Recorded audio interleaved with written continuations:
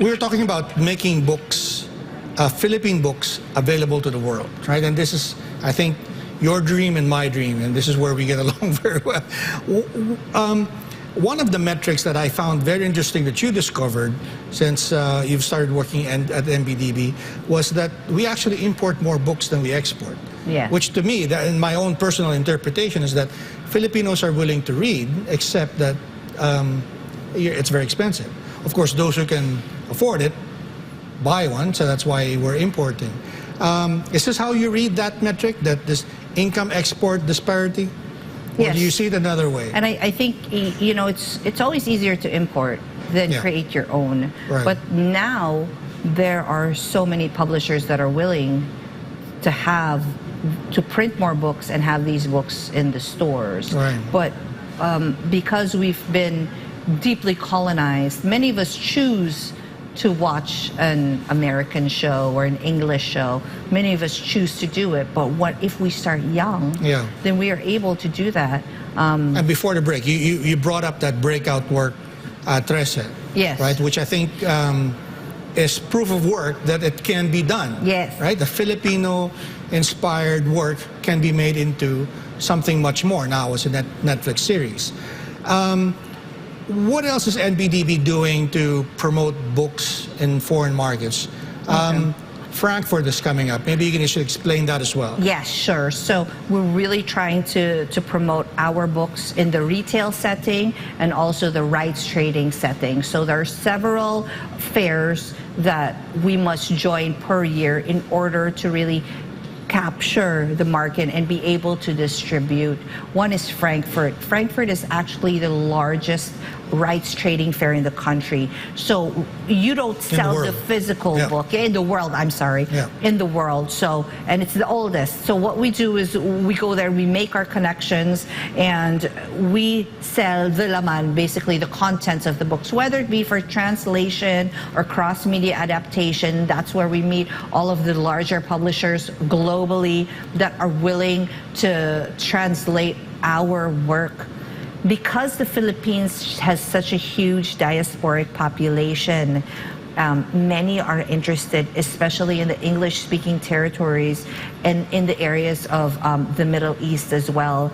So this is something we must really push because many of our kababayan, they don't have access to our books. Right. And so it's hard to find it at home. Yes. Even harder to find it if you're abroad. So I was recently in Dubai, and there's a Jollibee in one of the major malls. So they have Jollibee. That means they're purchasing their own. They will purchase our books. So aside from Frankfurt, which is in a few weeks, by the way. Right. So we do invite everyone in Germany to visit that. We have the London Book Fair. And London is an important children's book market. London, and Italy, and Italy as well, and Sharjah.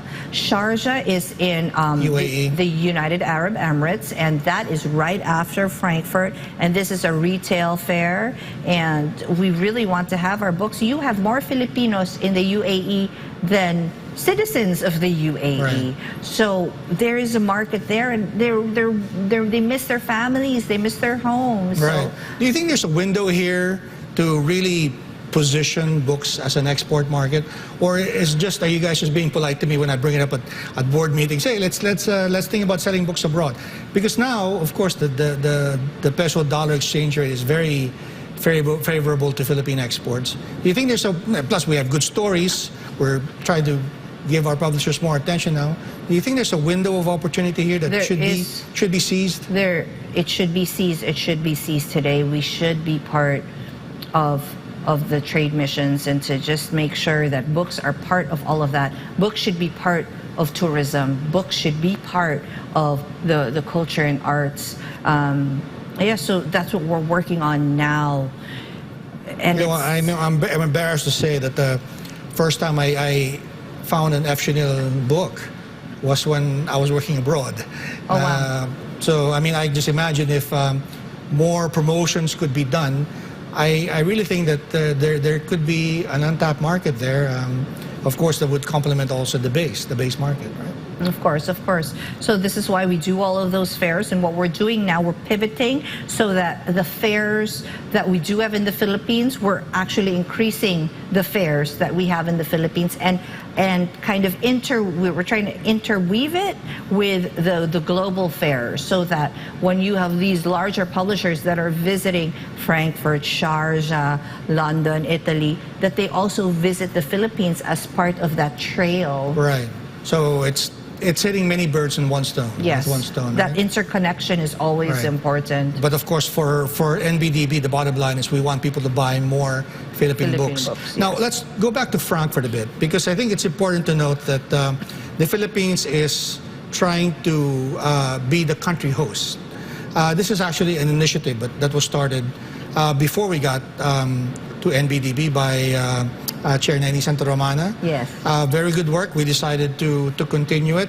But this is a long process. Where are we at now in trying to bid for the Frankfurt guest hosting?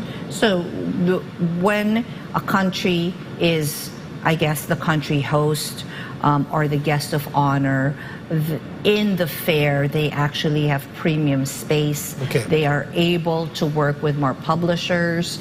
They are able to have all of these incentives. And this is something that we've been working on. So in the past couple of months, actually in the last year, it's meetings upon meetings and working with wonderful people like Jürgen Boos, who listens to our pitch, but it does take some time. Right. So we do have a meeting with him in Frankfurt. Right. And again, you know, there's so many things that are into play. There's the politics of all of that. There is the budget. There is the tourism component. So we're working on it, and we do hope to be guest of honor in the next couple of years. Right. So the window, if I remember correctly, is 2025. But of course, it's all dependent on the organizers of Frankfurt. Yes. But the only Southeast Asian country to host or to be guest of honor is Indonesia. Yes. And actually, different countries compete to be guest of honor. What do countries like Indonesia and the other hosts, or the Philippines, what would we get out of it?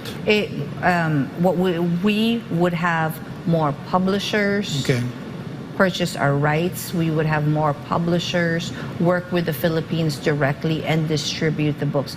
There will be more distributors interested in distributing Filipino authored books. So that's, you know, the economic imprint of that is long lasting. Right. So this is why we would like to be guest of honor 2025 and Or beyond. whatever, right.